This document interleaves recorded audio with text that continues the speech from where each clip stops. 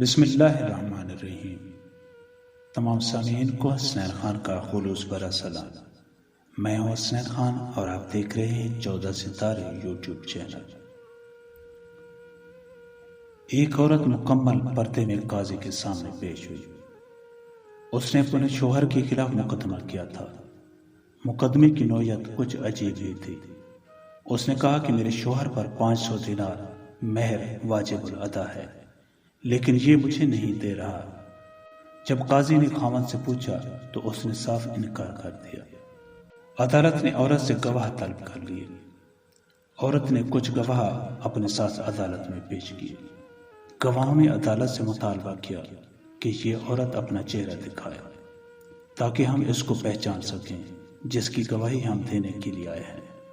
عدالت نے عورت سے کہا کہ آپ اپنا چہرہ دکھائیے تاکہ آپ کے گواہ آپ کو دیکھ سکیں اور پہچان سکیں۔ ادھر عورت تعذب و ضبط کا شکار تھی کہ وہ نقاب اتارے یا نہیں۔ گواہ اپنے موقف پر مصر تھے۔ اچانک اس کے شوہر نے غیرت میں آ کر کہا، مجھے قطعاً یہ برداشت نہیں کہ کوئی غیر محرم میری بیوی کا چہرہ دیکھے، لہٰذا گواہوں کو چہرہ دیکھنے کی ضرورت نہیں۔